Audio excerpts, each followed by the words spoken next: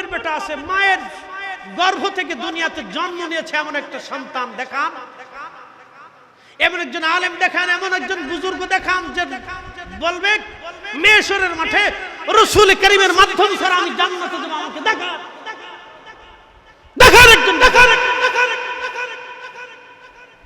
আল্লাহর আরশে মুআল্লার সামনে দাঁড়াইতে হবে, আর আল্লাহর আরশে মুআল্লার জানে আমার রাসূলের আসন থাকবে, মাকামে মাহমুদ ওয়ালা নবী দাঁড়িয়ে থাকবে সেই দিন। হাউজে কাউসারের সামনে আপনাকে যেতেই হবে, আর হাউজে কাউসারের সামনে যেতে হলে রাসূলের কদমে আপনাকে যেতে হবে। অতএব উম্মতের রাসূল ব্যতীত কোনো রাস্তা হবে না। আপনাকে কোরআনের আয়াত দিয়ে তাফসীর করে বোঝায় রাসূলের কিছু নাই, অমুক নাই তমুক নাই, শাফায়াত করতে পারবে না, সুপারিশ করার ক্ষমতা নাই, এগুলি সব বেঈমান, সব বেঈমান। এগুলি আসছে মুসলমানের ঈমানকে চুরি করার জন্য। লানাতুল্লাহি আলাল কাযিবিন, মিথ্যাবাদীদের উপর আল্লাহ লানত বর্ষিত। এই উম্মতকে ধ্বংস করার জন্য হালাকাত উম্মতি আলা ইয়াদি গিলমাতিন মিন কুরাইশ, শিয়াজিদের মাধ্যম দিয়ে আমার উম্মত ধ্বংস হবে। আল্লাহ রাসূল বলে গেছেন।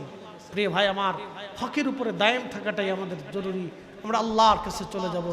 অতএব আহলে সুন্নাত ওয়াল জামাতের পথে যেন আল্লাহ আমাদেরকে কবুল করেন। সকলে বলেন আমিন।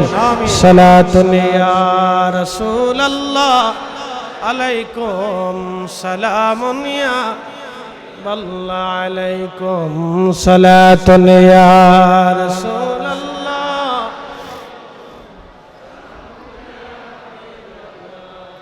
আল্লাহুম্মা সাল্লি আলা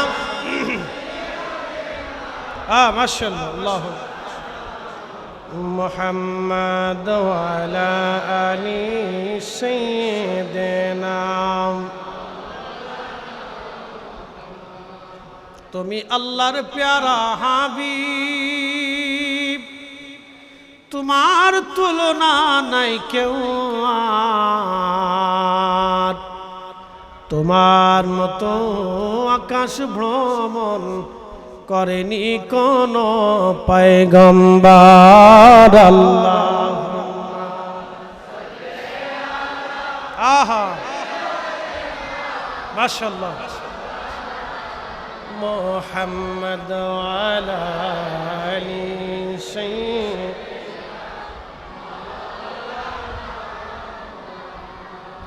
আচ্ছা, এই মাহফিলে আপনারা টাকা দিছেন না? এই মাহফিলে আপনারা আপনাদের অর্থ দিছেন না? কম বেশি দিছেন তো? ভয় নাই, আপনাদের কাছ থেকে টাকা নিচ্ছি না, আপনাদের ভয় নাই, ডরায়েন না, চিন্তা করেন না। আমি আপনাদেরকে একটা ঘটনা শোনাব। যারা টাকা দিছেন তারা কি লাভ করছেন, আর যারা কমিটির ছেলেদেরকে তাড়িয়ে দিছেন, সরিয়ে দিছেন, তাদের কি ভুল হয়েছে, একটা ঘটনা থেকে বুঝে যায়। যারা অর্থ দিছেন, সময় দিছেন, পরিশ্রম দিছেন, তাদের কি লাভ হলো? আর যারা বাচ্চাদেরকে, ছেলেদেরকে, যুবকদেরকে তাড়িয়ে দিছেন, পরে আইসেন, আগামীকাল আইসেন, 3 দিন পরে আসেন, নানান কথা। আবার অনেকেই এমন মন্তব্য করছে এরা ব্যবসা দিয়ে দিয়েছে। অনেকে না, আপনি নাউজুবিল্লাহ বলতেছেন, অনেকে বলে কি এগুলি এক ধরনের ব্যবসা, এগুলি দিয়ে হবে কি, এত ওয়াজ দিয়ে হয় কি, নানান ধরনের মন্তব্য অনেকে বলে না। আমি একটা ঘটনা শোনাই। প্রিয় ভাই আমার, একটা কথা মনে রাখবেন, জবান বেহেশত যাওয়ার কারণ হয়, আবার জবান জাহান্নামে যাওয়ার কারণ হয়। একটা কথাই আপনাকে জাহান্নাম পর্যন্ত নিয়ে যাবে, একটা কথাই আপনাকে বেহেশত পর্যন্ত নিয়ে যাবে। অতএব জবান হিসাব করে কথা বলতে হবে। ইমাম হুসাইন রাদিয়াল্লাহু আনহুর পবিত্র মাথা বর্ষায় ঝুলিয়ে নিয়ে যাওয়া হচ্ছে। জয়নাব রাদিয়াল্লাহু আনহা, জয়নুল আবিদিন রাদিয়াল্লাহু আনহু, হযরত উম্মে কুলসুম, সাকিনা, শাহরবানু, নবী পরিবারের সকল নারী সদস্যদেরকে নিয়ে যাওয়া হচ্ছে। সিরিয়ান সৈন্যরা নিয়ে যাচ্ছে। তো যেতে যেতে সন্ধ্যা হলো। এখন তো মানুষ রাতে চলে, আগে তো রাতে চলা যাইতো না। সন্ধ্যা হওয়ার পরে তারা দেখলে খ্রিস্টান গির্জা দেখা যায়। তো গির্জার সামনে যে গির্জাকে গির্জায় যে ডাক দিল, পাদ্রী তুমি কি আসো? বলে হ্যাঁ, বের হয়ে আসছে। তোমার এই গির্জায় আজকে রাত্রে আমরা রাত্রি যাপন করতে চাই, বিনিময়ে তোমাকে কিছু অর্থ করে দেব। গির্জার পাদ্রী যিনি, খ্রিস্টান ধর্মের অনুসারী পাদ্রী যিনি, তিনি দেখতেছেন পর্দায় আবৃত কিছু মহিলা নারী। আবার তিনি দেখতেছিলেন বর্ষার আগায় সুন্দর নুরানি উত্তম চেহারার অধিকারী একজন সুদর্শন ব্যক্তির শিরচ্ছেদ মাথা মোবারক দেখা যায়। পাদ্রী জিজ্ঞেস করলেন, তোমরা কারা? বলে, আমরা ইয়াজিদের সৈন্য, সিরিয়ান সৈন্য। বলতেছে, তোমরা কোথায় যাও? বলে, আমরা সিরিয়ার দামেস্ক।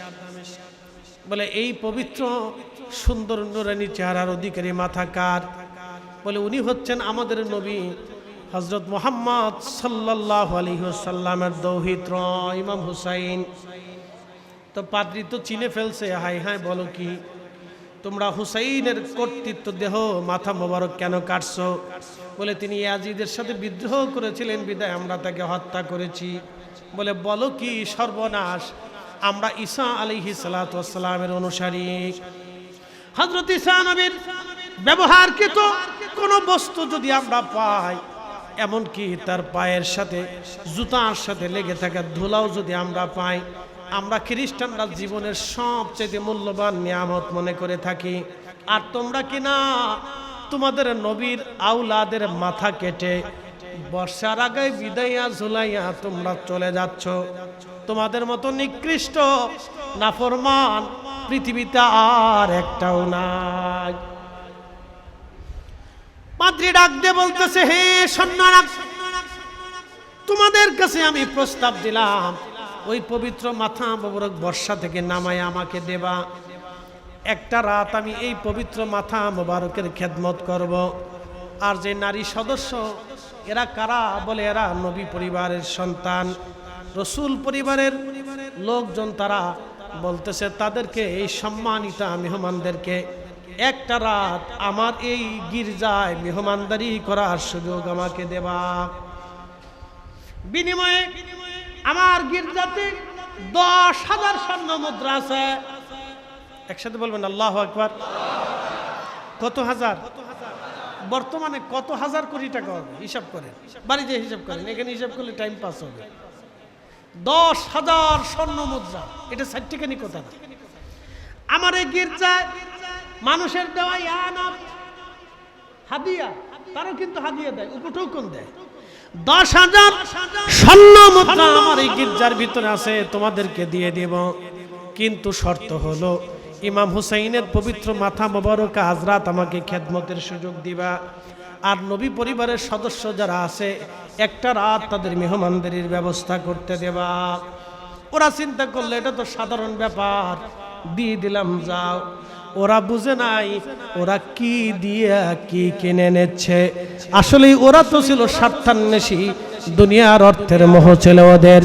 ওদের তো ঈমান ছিল না, যদিও তারা নামে মুসলমান ছিল।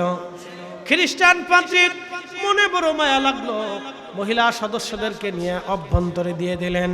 মহিলাদেরকে বললেন, এরা রসুল পরিবারের সম্ভ্রান্ত পরিবারের সন্তান, পৃথিবীর শ্রেষ্ঠ পরিবারের সন্তানেরা, সাবধান, এদের মেহমানদারিতে যেন কোনো ত্রুটি না হয়। ভিতরে দিয়ে দিলেন।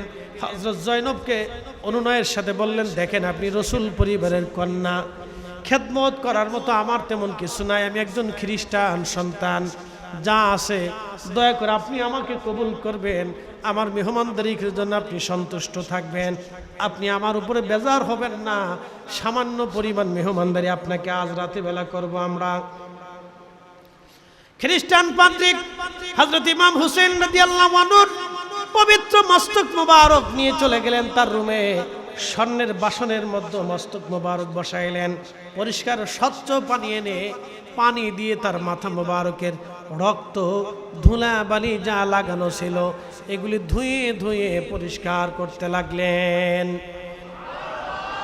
পরিষ্কার করতে করতে ইশকে রাসূলের তাড়না হৃদয়ের মধ্যে লেগে গেল, কলিজা ফেটে তার কান্না এসে গেল। কেঁদে কেঁদে বলতেছিলেন, হায় হুসাইন, হে হুসাইন, আপনাকে ওরা কি করে হত্যা করলো, কেমনে সম্ভব হলো আপনার মতো এমন সুন্দর নুরানি চেহারার একজন মানুষকে হত্যা করা, আপনার মতো রসুল বংশের সন্তানকে হত্যা করা কি করে ওদের জন্য সম্ভব হলো? কাঁদতেছিলেন। ঠিক উনি লক্ষ্য করলেন হযরত ইমাম হুসাইন রাদিয়াল্লাহু আনহুর চেহারা মোবারক থেকে একেবারে আসমান বরাবর একটা নূর মোবারক এসে নূরে নূরান্বিত হয়ে গেল, নূরে নূরান্বিত হয়ে গেল, পুরা অংশটা নূরে নূরান্বিত। ঠিক তখনই পাদ্রীর জবান থেকে বের হয়ে আসলো, লা ইলাহা ইল্লাল্লাহু মুহাম্মাদুর রাসূলুল্লাহ সাল্লাল্লাহু আলাইহি ওয়াসাল্লাম। মাতা পিতা যাহাদের অন্ধকার কবরে, মাতা পিতা যাহাদের অন্ধকার কবরে, দেখি নবীজি মায়াবী নজরে, তরায়া লইয়েন হাসর মাঝারে বলে